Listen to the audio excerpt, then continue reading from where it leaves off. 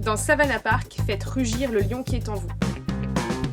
Le but dans Savannah Park, ça va être de regrouper les animaux par espèce. Donc de faire des troupeaux d'antilopes, de faire des troupeaux de zèbres, d'éléphants, etc., etc. Pour ça, c'est très simple.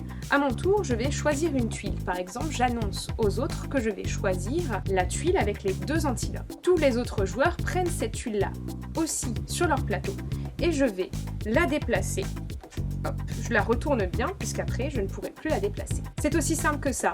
On va, à notre tour, annoncer une tuile, tous les autres prennent la même tuile, et on va la déplacer sur notre plateau, en essayant, du coup, de regrouper les animaux. À la fin de la partie, on va compter les points. Comment ça va se passer? Pour chaque animal, je vais regarder combien j'en ai. Donc là, par exemple, les antilopes, j'en ai 1, 2, 3, 4, 5, 6, 7, 8, 9, fois le nombre de lacs qu'il y aura autour. Donc là, j'ai 2 lacs.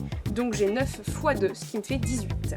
Je vais faire attention à ne pas placer mes animaux autour des arbres en feu, puisque autour de l'arbre en feu qui est tout seul, par exemple, tous les animaux qui seront tout seuls autour de cet arbre vont être cramés. Donc là, par exemple, si j'avais retourné mon rhinocéros, hop là, il aurait été cramé. Même s'il y a un lac, hein, on s'en fout, c'est cramé. Pareil, les 2 arbres en feu, on regarde tous les duos d'animaux qui sont autour, ils sont cramés. Donc il faut faire bien attention à ce qu'on va se placer. C'est un petit casse-tête qui est ultra intuitif, très fluide, et puis on ne s'ennuie pas parce que tout le monde joue vraiment en même temps. Il n'y a pas de temps mort, c'est ultra dynamique, simple, efficace. Le déplacement de tuiles, il fallait y penser. Vas-y, lâche-toi, toi aussi, et fais galoper la girafe qui est en toi en partageant, en commentant et en likant cette vidéo.